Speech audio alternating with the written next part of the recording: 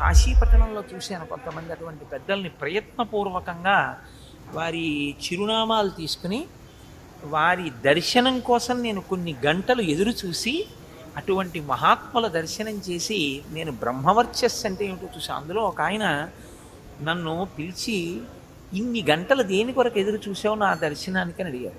అంటే నేను మీ బ్రహ్మవర్చస్సుని చూడడానికే కూర్చున్నాను అన్నాను. ఆయన చాలా సంతోషించి నాకు ఆయన చెయ్యి చూపించారు. నేను ఆశ్చర్యపోయిన ఆయన చేతిలోకి త్రిశూలం వచ్చేసింది. గీత త్రిశూలం కింద మారిపోయి నేను కొద్ది రోజుల్లో ఈశ్వరుణ్ణి చేరిపోతున్నానయ్యా, నువ్వు మళ్ళీ వచ్చేటప్పటికీ నీకు నా దర్శనం ఉండదు, ఇదే నా చిట్ట చివరి దర్శనం, నువ్వు ఇంత ఆర్తి పొందావు కాబట్టి నీకు ఒకసారి నేను కనపడాలనుకున్నాను అని నాకు ఆయన ఆ సమయంలో రుద్రాక్షమాల కూడా బహూకరించారు. నేను ఆ తర్వాత ఒక నెలకే హైదరాబాద్లో నాకు మిత్రుడైనటువంటి ఒక డాక్టర్ గారు నాకు ఫోన్ చేసి చెప్పారు, మీరు ఎవరి దర్శనం కోసం కొన్ని గంటలు ఎదురు చూసి దర్శనం చేసుకున్నారో ఆయన కాశీ విశ్వనాథ దేవాలయంలో పరమశివుడి ముందు నిలబడి ఆ కూర్చుని అభిషేకం చేస్తూ అకస్మాత్తుగా ఏమైందో తెలియదు. నమస్తే అస్తు భగవన్ విశ్వేశ్వరాయ మహాదేవాయ త్రయంబకాయ త్రిపురాంతకాయ త్రికాగ్నికాలాయ కాలాగ్నిరుద్రాయ నీలకంఠాయ మృత్యుంజయాయ ఆగిపోయింది. మృత్యుంజయాయ అని అభిషేకం చేస్తున్న ఆయన చెంబు అలాగే ఆగిపోయింది, అంతే పడిపోయింది. వెళ్ళి చూశారు, కూర్చున్నవారు కూర్చున్నట్టే అలాగే నోరు తెరిచి బ్రాహ్మీభూతులైపోయారు, ఆయన శరీరాన్ని విడిచిపెట్టేశారు. అలా అది వయస్సుతో పోయేటటువంటి శోభ కాదు, నిరంతరం ఈశ్వరుణ్ణే తిప్పి మనసులో ఎప్పుడూ ఈశ్వరుడు గురించి తపించినటువంటి వాళ్ళ యొక్క ముఖమునందు ఆ బ్రహ్మ తేజస్సు వస్తుంది. అది ఒక్కొక్క చోట వయస్సుతో కూడా సంబంధం ఉండదు. వాళ్ళ యొక్క స్థితి సుఖబ్రహ్మ పొందలేదా, కాబట్టి ఒక్కొక్కరికి చిన్న వయస్సులోనే వచ్చేస్తుంది. ప్రహ్లాదాదులు పసితనం నుంచి భక్తి అలవడడం ఈశ్వరుడు యొక్క సిద్ధులు శక్తులు అని మనకి లోకంలో మాట ఉంది. కొన్ని సిద్ధులు వస్తాయండి, బాగా భక్తిగా ఉంటే జ్ఞానం ఉంటే ఏదో కొన్ని సిద్ధులు వస్తాయండి అంటుంటారు. సిద్ధులు వస్తాయి అనుకుని సిద్ధుల కోసం వెంపర్లాడడం, సిద్ధుల్ని అస్తమానం ప్రకటించడం అత్యంత హీనాతిహీనమైనటువంటి ప్రక్రియ. నేను యథార్థం చెప్తున్నాను మీతో. ఎందుకో తెలుసా అండి, నేను శంకర భగవత్పాదుల కింకరుణ్ణి, నేను ఆయన్ని నమ్ముకున్నవాడిని. శంకర భగవత్పాదులు ఒక మాట చెప్తారు, దక్షిణామూర్తి స్తోత్రం చెప్తూ ఆఖరణ ఫలశ్రుతి చెప్తూ ఒక మాట చెప్పారు ఆయన, సర్వాత్మత్వమితి స్ఫుటీకృతమిదం యస్మాదముష్మిన్స్తవే తేనాశ్వశ్రవణాత్ తదర్థమననాత్ ధ్యానాచ్చ సంకీర్తనాత్ సర్వాత్మత్వ విభూతి సహితం స్వాదీశ్వరత్వం స్వతః సిద్ధేత్తత్ పునరష్టదా పరిణతం చైశ్వర్యం అవ్యాహతం. కొన్ని సిద్ధులు వస్తాయి, సత్యం తెలుస్తాయి కొన్ని విషయాలు, కానీ మీరు వాటిని కానీ కోరుకున్నారనుకోండి అవి మిగులుతాయి, మీ యొక్క జ్ఞానము నశించిపోతుంది. హీనాతిహీనమైన సాధకుడిగా నిలబడిపోతాడు. ఏమిటి నువ్వు సాధించేది దానివల్ల? ఇది నేను కాదన్నవాడెవడో వాడు 4వ అవస్థ వైపుకి అడుగులు మొదలు పెట్టాడని గుర్తు. ఆ సాధన మొదలైతే ఇప్పుడు కాకపోతే ఎప్పుడప్పుడు ఫలిస్తుంది. ఈ జన్మలో కాకపోతే మీరు దగ్గర పడిపోయారని గుర్తు. ఏదో ఒక జన్మలో అది లభిస్తుంది. ఒక్కొక్కసారి హఠాత్తుగా ఏమవుతుందంటే అసలు గురువు లేకుండా సాధ్యం అవుతుంది. అది ఇందువల్ల సాధ్యం అవుతుందంటే గురువుగారు లేకుండా సాధ్యం అవుతుందని కాదు, గురువుని పక్కన పెట్టినా సాధించచ్చని కాదు. గత జన్మలలో ఎక్కడో గొప్ప గురు శుశ్రూష చేసి గురువు గారి దగ్గర కూర్చుని అదే పనిగా శాస్త్రాన్ని విని దాని మీద తాదాత్మ్యత పెంచుకున్న కారణం చేత జ్ఞానం ఆవిర్భవించే సమయం లోపల ఈ శరీరము ప్రారబ్ధవశాత్తు పడిపోతే, ఈ విన్న వాసనాబలం జీవుడికి ఉండిపోతే తదనంతర జన్మలో ఏమవుతాడంటే ఒక్కొక్కసారి గురువు గారి అవసరం కూడా లేకుండా తనంత తానుగా జ్ఞాన విస్ఫోటనం జరుగుతుంది. అది అసాధారణంగా జరుగుతుంటుంది. సాధారణంగా కష్టం. అలాగా ఉన్నారు మహాత్ములు. రామకృష్ణ పరమహంస కోవలోకి వస్తారు. రామకృష్ణ పరమహంస కారణ జన్ముడు. అందుకే ఆయన ఒక గురువు గారి దగ్గర వింటే వచ్చినవి కావు, తనంత తాను భాషించింది ఆయనకి. ఆయన అలా పొందారంతే. అందుకే ఆయన అలా సమాధి పొందేవారు, ఆయన అలా దర్శనం చేసేవారు, ఆయన అలా మాట్లాడేవారు, ఆయనకి ఇలా చూస్తున్నట్టు ఉండేవారు. కానీ ఆయన చూపు ఎప్పుడూ కూడా మీరు ఆలోచిస్తున్నది ఏమిటో ఆయనకి తెలుసు. పరమహంసకి ఎలా తెలుస్తుందండి అలాగా? అది పరమహంస అంటే. పరమహంస అంటే జగత్తుని బ్రహ్మమును వేరు చేసేస్తాడు, వేరు చేసేసి బ్రహ్మముగా తాను నిలబడతాడు. అప్పుడు అందరిలో ఉన్నది బ్రహ్మమే కదండి. అందరిలో ఉన్న బ్రహ్మములో తాను అయిపోయినప్పుడు మీలో ఉన్నది నాకు తెలియదండి, తెలిసిపోతుంది అంతే. కాబట్టి ఇప్పుడు తెలుస్తుంది. ఎందుకు తెలుస్తుంది అంటే తాను బ్రహ్మముగా నిలబడినప్పుడు లభించేటటువంటి ఆంశంగిక ప్రయోజనంగా తెలుస్తుంది అది.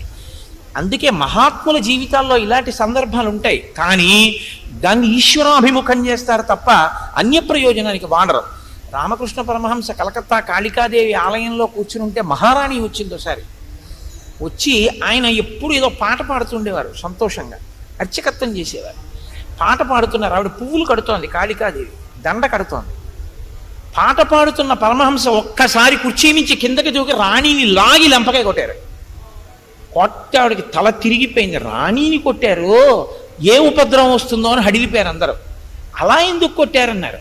ఆయన కోపంతో ఊగిపోతూ అన్నారు, అమ్మకి దండ కడుతున్నావు, అమ్మకి దండ కట్టేటప్పుడు ఇది అమ్మ మెడలో వేస్తే ఎంత పొడుగు వస్తుందో, పువ్వులు దగ్గరగా ఉన్నాయా, దీని మీద ఉందా దృష్టి? ఎవరో ఇద్దరు దెబ్బలాడుకున్న వాళ్ళు రేపు పొద్దున్న నీ దగ్గరికి వస్తారు సభలోకి, వాళ్ళకి మనం తీర్పు ఏం చెప్పచ్చని ఆలోచిస్తున్నావు. తీర్పు గురించి ఆలోచిస్తామే, దండ కట్టేటప్పుడు దండ గురించి ఆలోచించకుండా అమ్మవారి దండ గురించి అందుకు కొట్టానన్నారు. ఆవిడ కాళ్ళ మీద పడింది. మహానుభావ, ఎంత గొప్ప మాట చెప్పినా బుద్ధి మార్చారయ్యా. శరీరంతో చేయడం కాదు, మనసుని కూడా అక్కడ పెట్టడం నేర్పారని. వాళ్ళు కారణజన్ములు, భగవాన్ రమణులకు గురువు లేరు. ఆయనకి భాషించింది. అందుకే ఆయన ఎప్పుడూ చెప్పేవారు, నాకు గురువు లేరన్న మాట పక్కన ఉంచండి, నీకు గురువు ఉండకూడదని నన్ను మాత్రం అనుకరించకండి అని చెప్పేవారు. తప్పు జ్ఞానిని అనుకరించకూడదు. జ్ఞానిని అనుకరించడం అంత ప్రమాదం ఇంకోటి లేదు. ఎప్పుడూ అనుకరించకూడదు. మీరైతే అప్పుడు అవ్వకుండా మీరు ఆయన ఇమిటేట్ చేస్తే మీకేం వస్తుంది? మీరు పెట్టుకుంటారా గోచి? ఎందుకు భగవాన్ రమణులను అనుకరించడం?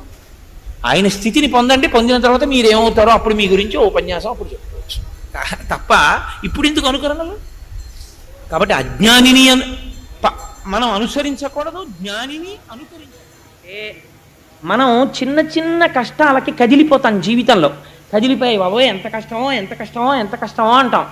కారణం ఏమిటంటే మనం ఆ కష్టమునందు వెంటనే తాదాత్మ్యత పొందేస్తాం, సంసారముతో తాదాత్మ్యత పొందుతాం. విధిని నిర్వహించాలి, ఒక తండ్రిగా నీ విధిని నువ్వు నిర్వహించాలి అంతే తప్ప అందులో వచ్చేటటువంటి సుఖదుఖములతో నువ్వు తాదాత్మ్యత పొందేస్తే నీ స్వధర్మమును నువ్వు నిర్వహించలేవు, జారిపోతావు. అయితే రామకృష్ణ పరమహంస ఒక అందమైన మాట చెప్తారు, పనసకాయ కొట్టాలి, కానీ పనసకాయ కొట్టేటప్పుడు తప్పకుండా ఓ పని చెయ్యాలి. చేతులకి నూనె రాసుకొని పనసకాయ కొట్టిన వాడికి జిగురంటుకోదు. ఈశ్వరుడి పాదాలు పట్టుకుని సంసారంలో ఉన్నవాడికి కష్ట సుఖములకు ఈశ్వరుడు ఇతపూర్వం నేను చేసిన పాపపుణ్యములకు ఆయన ఇస్తున్న ఫలితము. కాబట్టి వేరొకసారి నా వలన అటువంటి పాపములు జరగకుండుగాక అని నిలబడిపోతాడు తప్ప లోకుల్నంగని మెచ్చని ఎలుగని లోలోన నిందింపని చీకాకున్బడని మహాత్ముడని జేలొగ్గని మూకీభావమునం తిట్టని త్రోయని నీ కారుణ్యము కలిగి ఉండి నేను అంతే చాలునో శంకర అంటాడు దుర్జటి. ఆ కష్టం వచ్చినా సుఖం వచ్చినా ఈశ్వరుడి పాదాలు పట్టుకుంటాడు తప్ప పాదముల నుంచి మాత్రం విడువడి పొందడు. ఆ కాలము ఎంత దుస్తరంగా ఉంటుందో మీరు భీష్ముడి యొక్క స్థితిలో మొదటి పద్యాన్ని విని బాగా ధారణ చేశారనుకోండి. కొన్ని ఎలా ఉంటాయో తెలుసా అండి? హార్ట్ అటాక్ ఎప్పుడైనా మైల్డ్ స్ట్రోక్ వచ్చిన వాళ్ళు ఉన్నారనుకోండి, వాళ్ళు సాధారణంగా 2 ట్యాబ్లెట్లు జేబులో పెట్టుకుంటారు. ఒకటి డిస్ప్రిన్ అన్న ట్యాబ్లెట్, ఒకటి రెండో దాని పేరు నాకు జ్ఞాపకంలో లేదు, కానీ ఆ నాలుక కింద పెట్టుకుని చప్పరిస్తే అది కొంచెం సేపు టైం ఇస్తుంది. ఆ ట్యాబ్లెట్ ఒకటి పెట్టుకుంటూ ఉంటారు. మా గోపి గారి జేబులో ఉంటుండేవి ఆ ట్యాబ్లెట్లు. అవి ఆ ట్యాబ్లెట్లు 2 జేబులో పెట్టుకు తిరుగుతుంటారు. అలా మన జీవితంలో తప్పకుండా కనీసం ఒక వయస్సు వచ్చిన తర్వాత కొన్ని పద్యాలు నోటికి రావాలండి. అవి వస్తే ఏమవుతుందో తెలుసా అండి? మీకు ఏదైనా కష్టం వచ్చినప్పుడు మీరు ఆ పద్యం ఒక్కసారి మనస్సులో తలుచుకున్నారనుకోండి, మీకు ఒక గొప్ప ధైర్యం వస్తుంది. వేరొకరు మీ స్వస్థితి నుంచి మీరు జారిపోరు. ఎందుకంటే శోకం ఆవరించేసింది అనుకోండి, మనిషిని నాశనం అయిపోతాడు. శోకో నాశయితే ధైర్యం, శోకో నాశయితే స్మృతం, శోకో నాశయితే సర్వం, నాస్తి శోక సమోరిపు. శోకం ఆవరించగానే ముందు దేన్ని పాడు చేసేస్తుందంటే ధైర్యం పోతుంది. తర్వాత స్మృతం, ఏది విన్నాడో అది పోతుంది. కాబట్టి విన్నది గుర్తు లేదు, ధైర్యం లేదు, పిరికివాడైపోతాడు, ఆలోచన ఉండదు. కాబట్టి తొందరగా నశించిపోతాడు, పడిపోతాడు ఆ కష్టానికి. అలా పడిపోకుండా ఉండాలంటే పెద్దల వాక్కులు ట్యాబ్లెట్లు పెట్టుకున్నట్టు పెట్టుకోవాలి. ఒకసారి స్ట్రోక్ వచ్చిన వాడు ఎందుకైనా మంచిదని జేబులో ఎలా పెట్టుకుంటాడో తప్పకుండా అలా కొన్ని పద్యాలు మీరు మేధస్సునందు పెట్టుకోవాలి. ఎందుకంటే కష్టము రాని జీవితము నాకు ఉండి తీరుతుంది అని నమ్మకం ఎవరికైనా ఉంటుందా? ఎవరికి ఉండదు. ప్రతి క్షణం మనకు అనుమానమే, ఏమో ఎట్నుంచి కష్టం వస్తుందో అని. కష్టం వస్తే వచ్చిన కష్టాన్ని ఇలా తుడిచేసి లేకుండా మీరు చేసుకోగలరా? చేసుకోలేరు. కాబట్టి మీకున్న అవకాశం ఏమిటి? ఒక్కటే, ఆ కష్టాన్ని తట్టుకునే శక్తి మీకు కావాలి. ఈ తట్టుకునే శక్తి మీకు ఉందనుకోండి, మీరు మీ స్వస్థితి నుంచి జారిపోరు, దాన్ని తట్టుకుంటారు, ఇంకొకరికి ఉపకరించగలుగుతారు. కాబట్టి ఇప్పుడు అలా తట్టుకునేటట్టు చెయ్యగలిగినవి కొన్ని మాత్రమే ఉంటాయి. భాగవతంలో మిగిలినంతా విడిచిపెట్టి భీష్మస్థుతిని ఒక్కదాన్ని వ్యాసుడు తీసుకొచ్చాడు. ఎందుకు తీసుకొచ్చి ఉంటారండి? మీరు బాగా జ్ఞాపకం పెట్టుకోండి. ఆ ప్రతి పద్యం కూడా మహత్తరమైనటువంటి ఒక్కొక్క క్యాప్స్యూల్. అది మీకు నోటికి వచ్చాయనుకోండి ఆ పద్యాలు మీకు వస్తే అవి ఎలా మెట్లెక్కిస్తాయో మీకు చూపిస్తానో ఆశ్చర్యంగా ఉంటుంది. మొదట మనం దేనికి లొంగుతాం జీవితంలో? కష్టానికి లొంగుతాం. ఇంతటి అంపశయ్య మీద పడుకున్న భీష్ముడు ధర్మరాజుని చూసి అన్నాడు, ధర్మరాజు వచ్చి అక్కడ నిలబడితే పరామర్శ అంటాం కదా, మరి ఉప పాండవులు పోయారు కదా, ధర్మరాజుని చూసి అన్నాడు, అయ్యో ఉప పాండవులు పోయారట కదా, ఏమిటో పాపం మీ కర్మ అనలేదు. ఎన్ని కష్టాలు పడిందయ్యా కుంతి, పాండురాజు చిన్నతనంలో చచ్చిపోయాడు, తండ్రి లేని బిడ్డలై పెరిగారు, ఎట్టకేలకు మీకు రాజ్యాధిపత్యం వచ్చింది, ఇన్ని వచ్చినా కష్టం మిమ్మల్ని వదలలేదు. చూసావా ఎలా వదలలేదో తెలుసా? రాజట ధర్మజుండు, సురరాజసుతుండట ధన్వి, శాస్త్రోద్వేజకమైన గాంధీవము విల్లుయట, నారథి సర్వయోగ సంయోజకుడైన చక్రియట, ఉగ్రగదాధరుండు భీముడై యాజికి తొడువచ్చనట. ఈ పాండవులకు కష్టము కలుగుట ఎంత చిత్రమో, ఎంత గొప్ప పద్యమో చూడండి. రాజట ధర్మజుండు, ఇవాళ యావత్ భరతఖండానికి ధర్మరాజు గారు రాజు కాబట్టి వాళ్ళ వంక కన్నెత్తి చూడడమే. ఓన్లేండి ధర్మరాజు గారు రాజు అయితే ఏముందండి, బలహీనుడు అందామా? రాజట ధర్మజుండు, సురరాజసుతుండట ధన్వి. ఎవరు? ఆయన తమ్ముడు ఎవరు? సాక్షాత్తుగా దేవేంద్రుడి యొక్క కొడుకు అర్జునుడు. ఆయన ధన్వి, చాలా గొప్పవాడు, కానీ ఆయనకి గొప్ప ధనస్సు లేదండి చేతిలో అందామా? శాస్త్రవోద్వేజకమైన గాంధీవము విల్లుయట. అసలు ఆ గాంధీవానికి ఉన్న గొప్పతనం ఏమిటంటే, ఇంకోళ్ళు ఎవరైనా అది అక్కడ పెడితే సరదాగా ముట్టుకుందామని ముట్టుకోవడం కుదరదు, అది పాములా కనపడుతుంది, శవల్లా కనపడుతుంది. అంత మహిమాన్వితమైనటువంటి ధనస్సు. ఆ ధనస్సుని పైకెత్తి పట్టుకొని విట్టి నారి సంధిస్తే చాలు, అందులోంచొచ్చేటటువంటి టంకార ధ్వనికి రామచంద్రమూర్తి పట్టుకునేవారు అటువంటి కోదండం. ఆ టంకారము వలన వచ్చేటటువంటి ధ్వనికి కొన్ని వేల మంది కుప్పకూలిపోయేవారు. దానికి గుండె ధైర్యం ఉండాలి అది వినడానికి. అది పిడుగులు పడిపోతున్నట్టు ఉంటుంది. అందుకే పిడుగు పడితే ఎవరిని తలుచుకుంటామో తెలుసా అండి? అర్జున పల్గుణపార్థం అని అర్జునుడి యొక్క దశనామాలు తలుచుకుంటాం. అటువంటి టంకారం చేస్తాడు ఆ ధనస్సులోంచి. టంకారం వింటేనే పారిపోతాడు. ఆయనకి తెలియని అస్త్రం లేదు, ఎంత దూరంలో ఉన్న శత్రువు మీదైనా అస్త్ర ప్రయోగం చేస్తాడు. సవ్యసాచి, రెండు చేతులతో బాణాలు వేస్తాడు. అటువంటి వాడు సురరాజసుతుండట ధన్వి, శాస్త్రవోద్వేజకమైన విల్లు గాంధీవము విల్లుయట. పట్టుకునేటటువంటి విల్లు ఎటువంటిది? గాంధీవాన్ని పట్టుకుంటాడు. ఓన్లేండి ఇన్ని పట్టుకుంటాడు, కానీ పాపం రథం సరైంది లేదు, సారథి లేడు అందామా? సర్వభద్ర సంయోజకుడైన సారథి చక్రియట. ఎవరా సారథి? సర్వకాలములయందు భద్రత కల్పించి అర్జునుణ్ణి రక్షించుకోవడమే ప్రయోజనంగా పెట్టుకున్నటువంటి మహామహిమాన్వితుడైనటువంటి యోగపురుషుడైన శ్రీకృష్ణ పరమాత్మ సారథి. ఓన్లేండి ఈయన ఒక్కడే ఇంత గొప్పవాడైనా కొంచెం ఆదమరిపించి కొట్టారు, అభిమన్యుణ్ణి కొట్టినట్టు అందామా? ఉగ్రగదాధరుండు భీముడై యాజికి తోడువచ్చునట. ఎప్పుడు అర్జునుడి పక్కన ఎవరుంటారు? బ్రహ్మాండమైనటువంటి గద పట్టుకుని గిర్ర గిర్ర గిర్ర గిర్ర తిప్పుతూ ఒక్క గదాదండంతో ఒక దెబ్బ వేశాడా ఏనుగుల కుంభస్థలాలు బద్దలైపోతాయి.